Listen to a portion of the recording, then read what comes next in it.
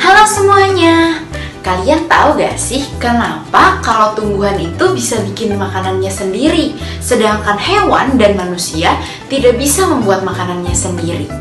Kira-kira kenapa ya? Kalian penasaran? Langsung aja yuk kita simak video berikut ini. Halo teman-teman semuanya, perkenalkan nama aku Kasvana dari kelas 11 IPA 2. Nah, di video kali ini aku akan memberikan kalian beberapa materi terkait sel hewan dan sel tumbuhan. Nah, langsung aja tanpa berlama-lama lagi, kita mulai dari perbedaan-perbedaan mendasar antara sel hewan dan sel tumbuhan. Perbedaan yang nomor satu nih, yang pertama, dia itu memiliki bulu cambuk. Mungkin biasa lebih kalian kenal dengan sebutan flagella. Lalu dia juga ada lisosom dan juga sentrosom.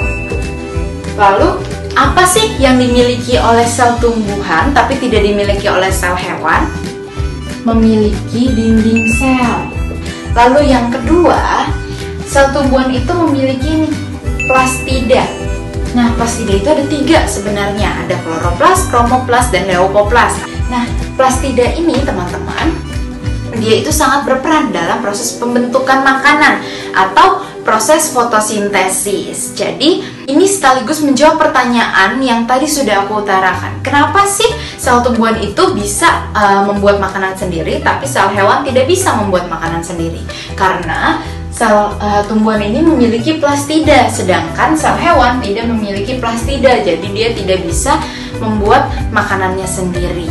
Nah, lalu teman-teman, yang kedua, di gambar ini ukurannya hampir sama, tapi sebenarnya ukuran dari sel hewan ini lebih kecil. Lalu sel tumbuhannya itu otomatis lebih besar. Perbedaan yang ketiga, kalau si sel hewan ini dia bentuknya tidak beraturan atau lebih cenderung ke bulat atau lonjong. Sedangkan si sel tumbuhan ini bentuknya lebih ke segi, teman-teman. Lebih kaku daripada si sel hewan. Lalu perbedaan yang terakhir teman-teman, vakuolanya. Jadi vakuola di sel hewan itu dia lebih kecil daripada sel tumbuhan. Sedangkan di sel tumbuhan ini vakuolanya lebih besar.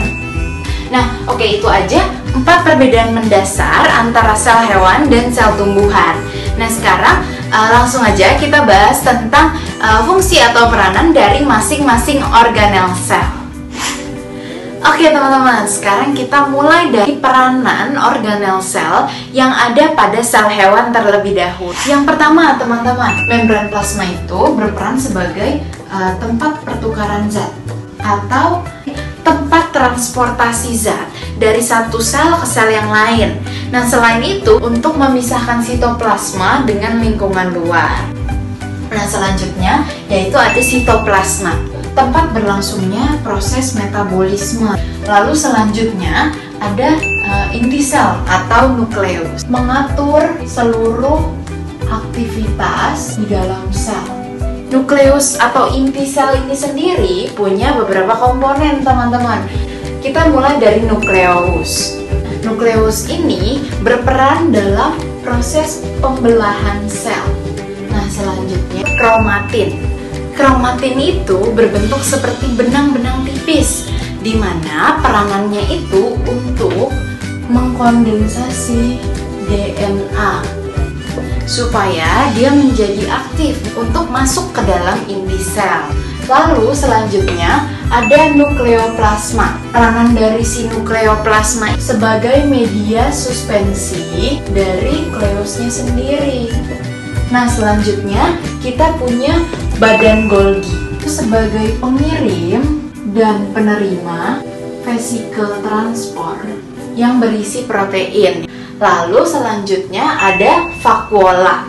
Nah, vakuola ini memiliki peranan sebagai tempat penyimpanan limbah yang dihasilkan oleh sel.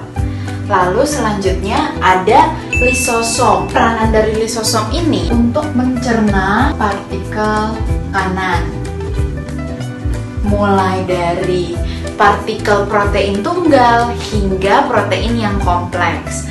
Lalu selanjutnya itu ada protoplasma, dinding sel, melindungi sel dan juga membatasi ukuran sel.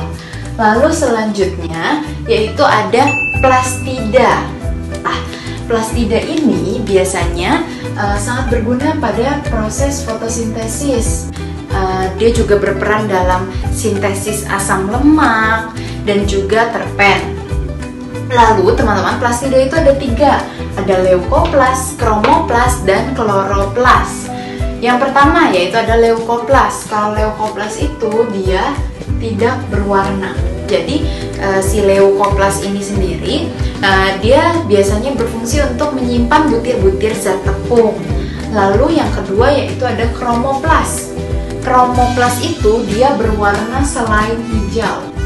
Nah, warna selain hijau itu ada warna apa aja? Ada banyak banget.